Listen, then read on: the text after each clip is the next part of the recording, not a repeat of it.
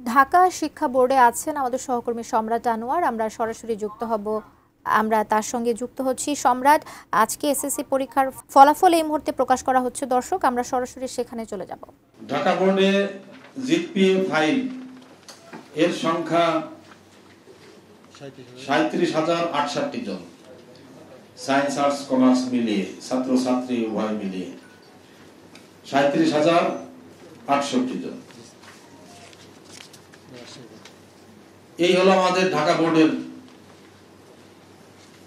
সামগ্রিকভাবে যে বিষয়গুলো আমাদের মোটামুটি আগ্রহ থাকে সেই দুটি জায়গা। আরো সূক্ষ্ম বিশ্লেষণ সব বিষয়গুলোই আপনাদের হাতে অলরেডি আছে, আপনাদের সেখান থেকে কোনো প্রশ্ন থাকলে আপনারা করতে পারবেন।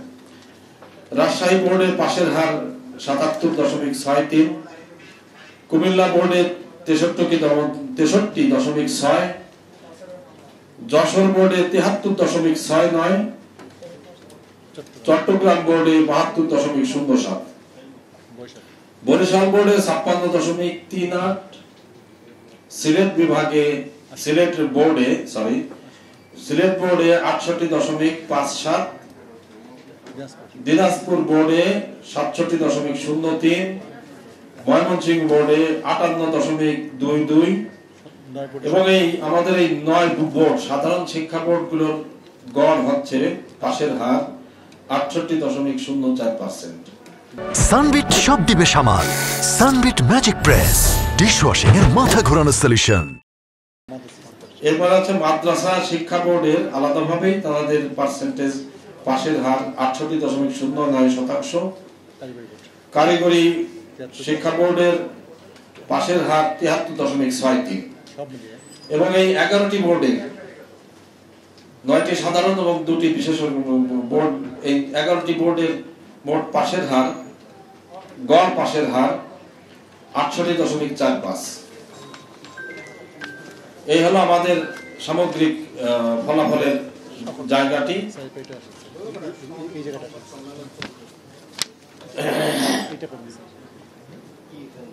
অন্যান্য বোর্ডের জিপিএটা একটু বলে দিন। আচ্ছা, আমি আর কয়েকটি উল্লেখযোগ্য দিক আমি এখন আপনাদের কাছে তুলে ধরছি। এবছর সকল শিক্ষা বোর্ডে ছাত্রের চেয়ে ছাত্রী 3.79 অর্থাৎ প্রায় 4% বেশি পাস করেছে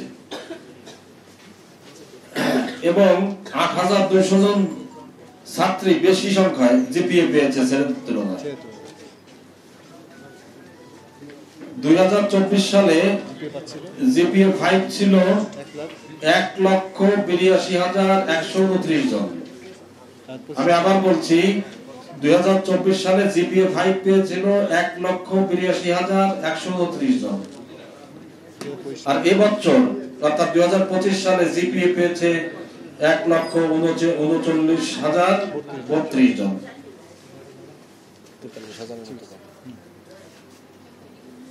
2024 সালে পাশের হার ছিল, গড় পাশের হার ছিল 83.04, এবছর পাশের হার 68.45। মোট প্রতিষ্ঠান বেড়েছে 227টি, মোট কেন্দ্র কমেছে 85টা। এই ছিল আমাদের।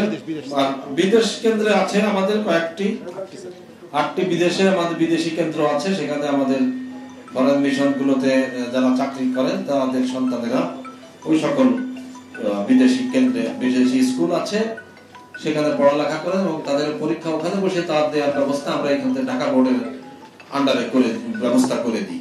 পরীক্ষা প্রশ্ন খাতা উত্তরপত্র একটু দূরে আমাদের সেই পরিমাণের ব্যবস্থা আছে কূটনৈতিক চ্যানেলে।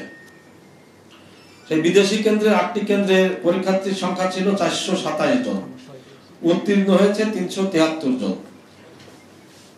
অনুত্তীর্ণ হয়েছে মাত্র 54 জন। পাশের শতকরা হার এখানে বেশি 87.35 এবং একটি প্রতিষ্ঠান আছে সেটি 100% উত্তীর্ণ হয়েছে। যাই হোক, এবছর আমরা পুনর্নিরীক্ষণের জন্য একটি সময় রেখেছি, এই মাসের 11 তারিখ থেকে 17 তারিখ পর্যন্ত এসএমএস এর মাধ্যমে তারা রেজিস্ট্রেশন করে ওনারা আমাদের ছাত্রছাত্রীদের কোনো অবজেকশন থাকলে তারা এগুলো কারেকশনের জন্য আমাদের কাছে অ্যাপ্লিকেশন করতে পারবে। আমরা দেখে সেই মোতাবেক ব্যবস্থা নেব। বরিশাল বোর্ডের বিষয়টা আমরা আরো পরবর্তীতে আরো নিবিড়ভাবে এটা নিয়ে চর্চা করতে হবে আমাদের।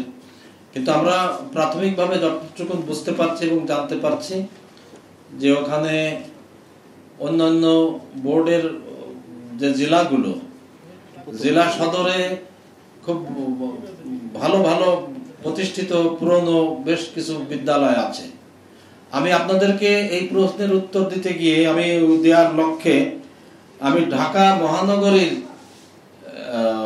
পরিসংখ্যানের সাহায্য নিতে চাই।